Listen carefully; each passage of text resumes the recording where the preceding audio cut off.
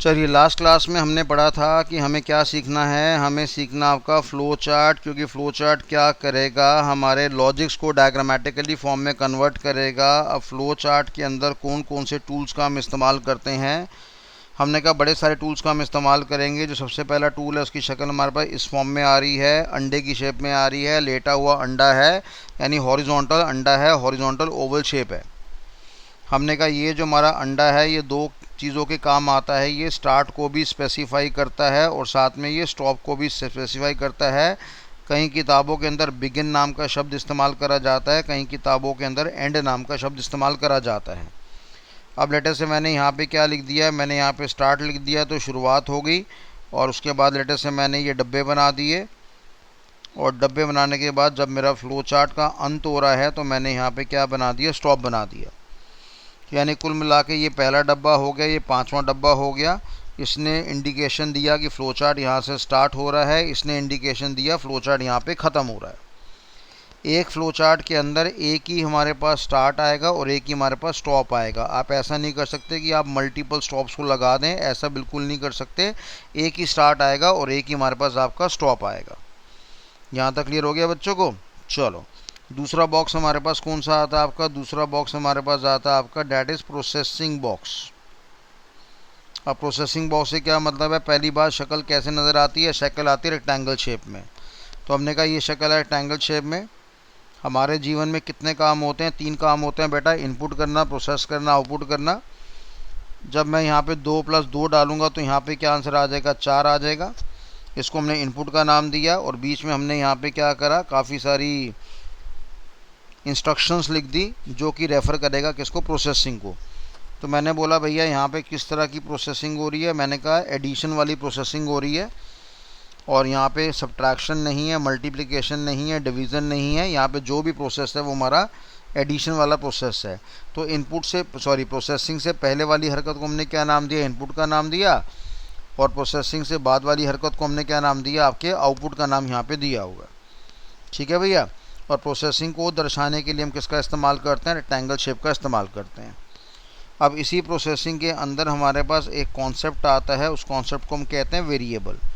सवाल उठता है हमारे पास वेरिएबल से क्या मतलब होता है। हमने कहा वेरिएबल का मतलब है it is a container which contains the value. ये अपने में कंटेनर माना गया जो अपने अंदर क्या मेंटेन करता है, वैल्यू मेंटेन करता है। वेरिएबल का मतलब क्या होता है, विच वेरीज, यानी जिसके अंदर परिवर्तन होगा। जो मेरे पास क्या माना गया है, डायनेमिक इन नेचर। ये हमारा डायनेमिक इन नेचर होता है।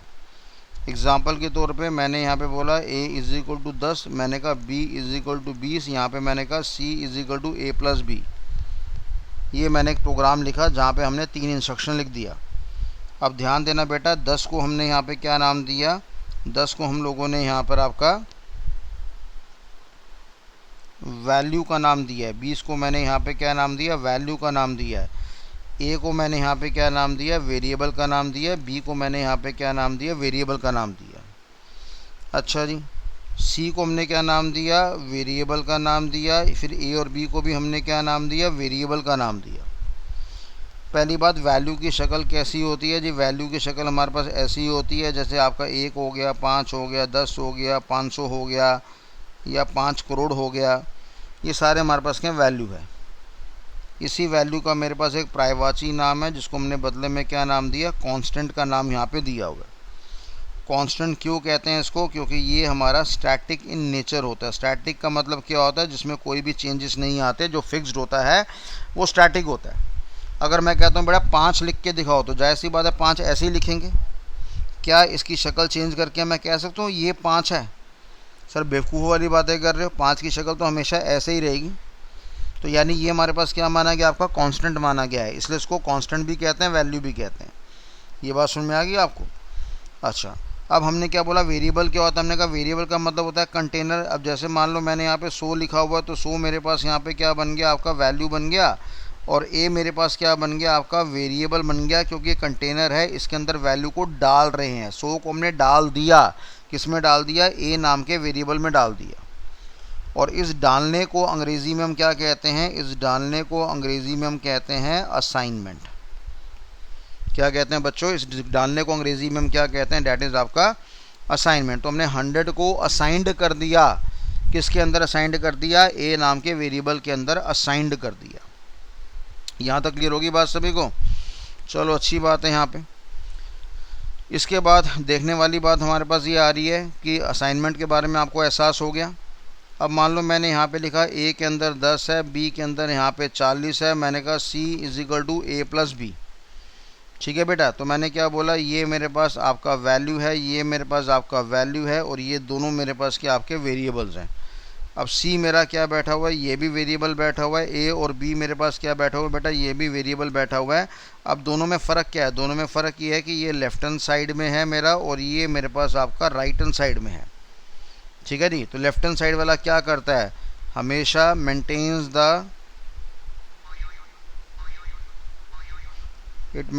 The assigned value. ये अपने अंदर क्या करेगा, असाइंड वैल्यू मेंटेन करेगा। और जब कोई वेरिएबल मेरा राइट हैंड की दिशा में होता है तो वो दो चीज़ें दर्शाता है। कह रहा है कि अगर मेरा वेरिएबल राइट हैंड साइड में है तो सबसे पहले फर्स्टली वो क्या होना चाहिए, आपका डिक्लेयर्ड होना चाहिए, ये होना चाहिए। और अगर ये नहीं होगा तो बदले में हमें क्या मिलेगा, एरर मैसेज। ध्यान देना बेटा ज़रा, यहाँ पे कह रहा है कि अगर मेरा जो वेरिएबल है वो आपका राइट हैंड साइड में होना चाहिए, फर्स्टली आपका राइट हैंड साइड में होना चाहिए।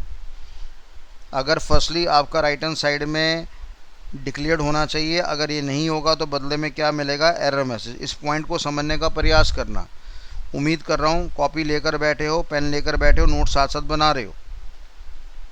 ठीक है भैया, अब इससे यहाँ पे क्या सेंस है देखते हैं ज़रा। जैसे फॉर एग्जांपल मैंने कहा ए के अंदर यहाँ पे आ गया 10, बी के अंदर यहाँ पे आ गया 40, सी के अंदर यहाँ पर आ गया डी, और डी के अंदर हमने यहाँ पे लिख दिया आपका 400। ये मैंने एक प्रोग्राम लिखा। प्रोग्राम का मतलब आप समझते ही हैं, collection of instructions arrange in a proper sequence which causes the computer to perform some particular process. कह रहे ये पहली स्टेटमेंट है मेरे पास, ये दूसरी स्टेटमेंट है मेरे पास, ये तीसरी स्टेटमेंट है, ये मेरे पास चौथी स्टेटमेंट है। और जब हम स्टेटमेंट्स को आपस में इकट्ठा कर देते हैं तो वो टेक्निकल भाषा में क्या बन जाता है, प्रोग्राम बन जाता है। आई बात समझ में? अब देखो हमने क्या बोला, 10 को डाल दिया, असाइन कर दिया, 40 को डाल दिया, असाइन कर दिया। ठीक है जी, और ये सी मेरे पास क्या है बेटा, सी मेरे पास मैंने बोला जी आपका वेरिएबल है। डी मेरे पास क्या है, मैं कहा डी मेरे पास आपका वेरिएबल है। अब ये जो डी नाम का वेरिएबल है ये कहाँ बैठा हुआ है सर, राइट हैंड की दिशा में बैठा हुआ है। अगर ये राइट हैंड की दिशा में बैठा है, क्या ये पहले से डिक्लेयर्ड है? नहीं सर, पहले से डिक्लेयर्ड नहीं है, ये तो डिक्लेयर्ड है पर बाद में डिक्लेयर्ड है, बाद में डिक्लेयर्ड है। तो बदले में बेटा हमें क्या मिलेगा, बदले में मिलेगा एरर मैसेज। तो यानी अगर मैं आपसे पूछता हूँ जी यहाँ पे क्या आउटपुट आएगा, तो बच्चे आप क्या बोलोगे, आप बोलोगे जी यहाँ पे आएगा मेरे पास एरर मैसेज। क्लियर है बात सभी को? यहाँ पे क्या आएगा मेरे पास, एरर मैसेज आएगा। अब देखो ज़रा यहाँ पे ध्यान से, मैंने कहा ए के अंदर 10 आ गया, बी के अंदर 40 आ गया, सी के अंदर आपका सॉरी मान लो डी के अंदर आपका 600 आ गया, और सी के अंदर आपका डी आ गया। ये मैंने आपकी 4 इंस्ट्रक्शन लिखी है। पहला हो गया, दूसरा हो गया, तीसरा हो गया, चौथा हो गया। जब आप 4 इंस्ट्रक्शंस को इकट्ठा करेंगे तो ये क्या बन जाएगा, कलेक्शन ऑफ इंस्ट्रक्शंस, और उसको हमने क्या नाम दिया, प्रोग्राम का नाम दिया हुआ है। अब देखो यहाँ पे 10 क्या हो जाएगा सर, असाइंड हो जाएगा। ऐसे शब्दों का आपको ज़बान से इस्तेमाल करना है, तभी आप पढ़े लिखे कहलाए जाएंगे। 40 को हमने क्या कर दिया, असाइंड कर दिया। 600 को भी डी के अंदर मैंने क्या कर दिया, असाइंड कर दिया। अब ये जो डी है मेरा कहाँ बैठा हुआ है, लेफ्ट में बैठा हुआ, राइट में बैठा हुआ है, राइट में सॉरी ये डी मेरा कहाँ बैठा हुआ है, राइट हैंड साइड में बैठा हुआ है। तो पहला सवाल बेटा हमारे पास क्या है कि अगर डी मेरा राइट हैंड साइड में बैठा है, क्या ये पहले से डिक्लेयर्ड है? हमने कहा जी बिल्कुल डिक्लेयर्ड है। आप देख सकते हैं कि इस जगह पे हमने यहाँ पे क्या कर रखा है, इसको डिक्लेयर कर रखा है। अरे ये तो ज़्यादा सफ़ेदी होगी हमारे पास, है ना। क्या कर रखा है, इसको हमने लेटर से आपका डिक्लेयर्ड कर रखा है, देख रहे हो। पहले से हमने क्या करा, आपका डिक्लेयर्ड करा हुआ है, ये हमने पहले से आपका डिक्लेयर करा हुआ है।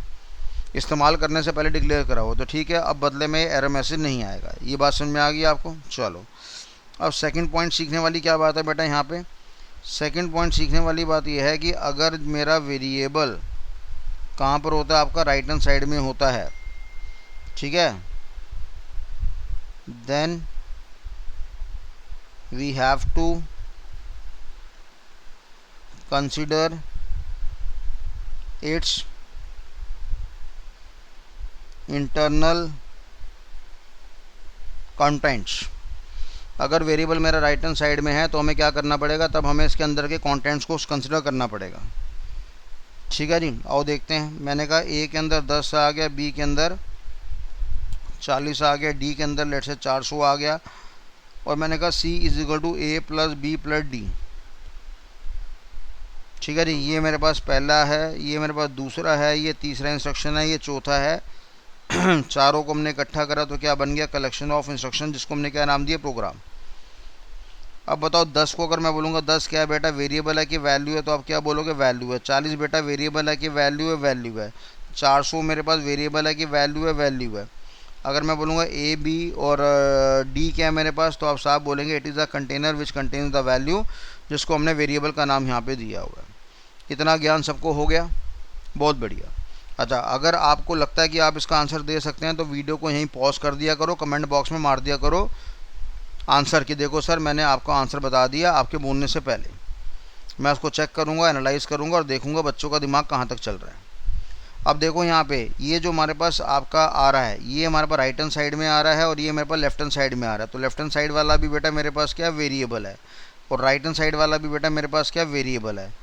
अब राइट हैंड साइड वाले के बारे में हमने दो बातें कहा था चेक करने के लिए। एक तो पहले ये करो कि क्या वो पहले से डिक्लेयर्ड है कि नहीं है, तो हमने देखा कि डी भी पहले से डिफाइन है, ए भी डिफाइन है और बी भी डिफाइन है। ठीक है भैया। और दूसरा क्या है कि अब हमें क्या करना पड़ेगा, उसके अंदर के कंटेंट्स को यूज़ करना पड़ेगा, अंदर के कंटेंट्स का इस्तेमाल करना पड़ेगा। तो बताओ ए की वैल्यू कितनी आ रही है 10, बी का वैल्यू कितना आ रहा है 40 और डी का वैल्यू कितना आ रहा है बेटा 400, है ना। तो यानी यस हम इस्तेमाल कर सकते हैं। तो हमने क्या बोला था, ए प्लस बी प्लस डी। तो मैंने कहा ए का वैल्यू कितना आ रहा है बेटा 10, बी का वैल्यू कितना आ रहा है 40 और डी का वैल्यू कितना आ रहा है 400।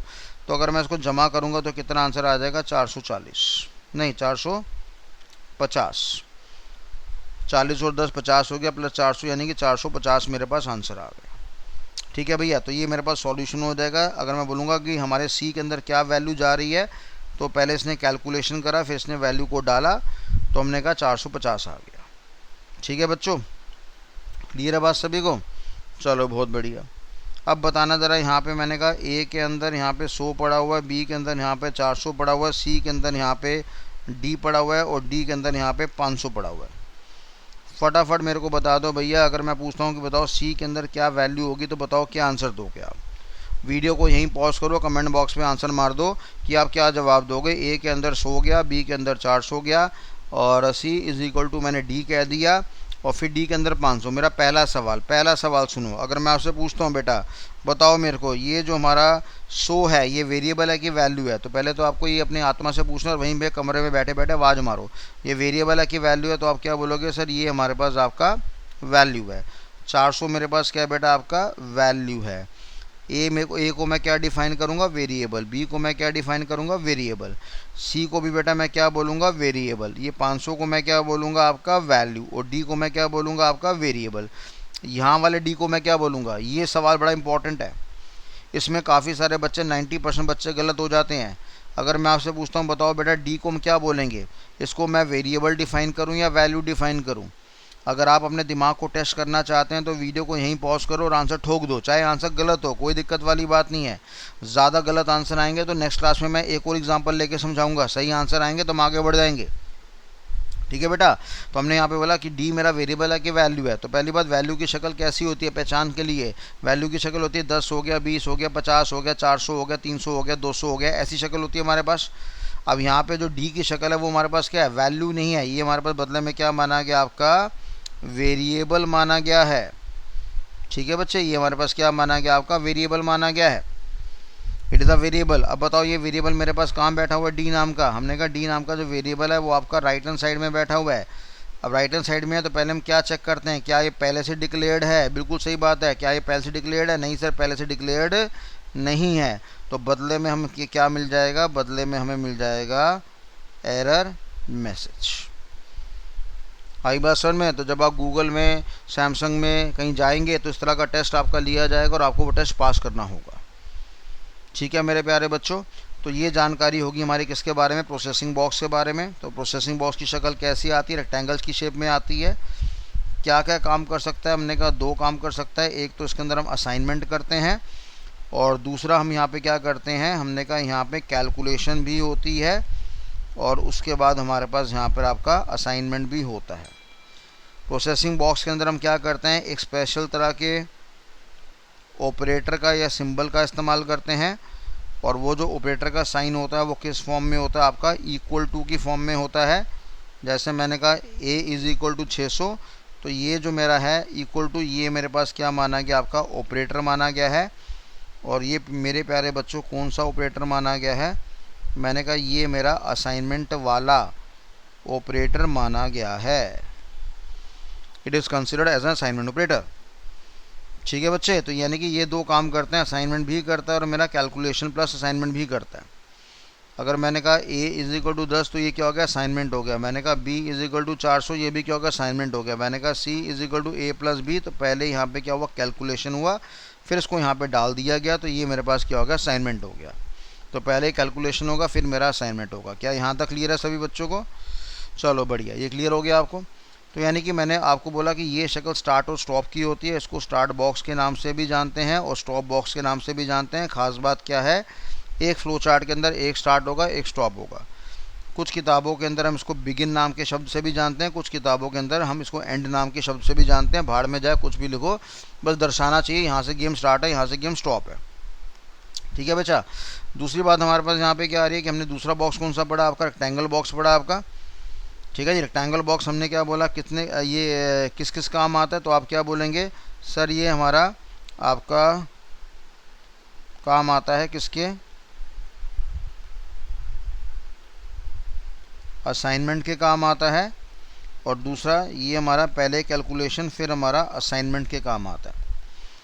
इस कॉन्सेप्ट को समझने के लिए हमने किसके बारे में जानकारी पढ़ी, वेरिएबल के बारे में जानकारी पढ़ी। वेरिएबल मेरा स्टैटिक होता है कि डायनेमिक होता है, जवाब दिया करो, वीडियो पॉज कर लिया करो, वहीं कमेंट मार दिया करो। वेरिएबल मेरा स्टैटिक होता है कि डायनेमिक होता है, तो आप बदले में जवाब देंगे जो डायनेमिक होता है। दूसरी बात, क्या वेरिएबल मेरा चेंज होगा, येस इट वेरीज, इसके अंदर वैल्यू आपकी चेंज होती रहती है। ये वेरिएबल हमेशा लेफ्ट हैंड साइड में आता है कि राइट हैंड साइड में आता है, सर ये लेफ्ट हैंड साइड में भी आ सकता है और राइट हैंड साइड में भी आ सकता है। और जब वेरिएबल राइट हैंड साइड में आएगा तो 2 बातों का हमेशा ध्यान देना पड़ेगा कि पहले से ही वो डिक्लेयर्ड होना चाहिए, नहीं तो गलत बात हो जाएगी। और दूसरी बात हमने क्या बोला कि अगर वेरिएबल मेरा राइट हैंड साइड में बैठा है तो हम उसके अंदर के कंटेंट्स को, अंदर की वैल्यू को, इंटरनल वैल्यू को कंसिडर करेंगे। ठीक है बच्चे। अब इसके बाद अगला सवाल मेरे पास क्या आता है, अगला सवाल आता है मेरे पास टाइप्स ऑफ वेरिएबल्स। वेरिएबल्स कितने तरह के होते हैं हमारे पास, तो इस बात का जवाब दूंगा मैं आपको नेक्स्ट लेक्चर के अंदर। ठीक है जी। तो मेरा नाम विकास कपूर है।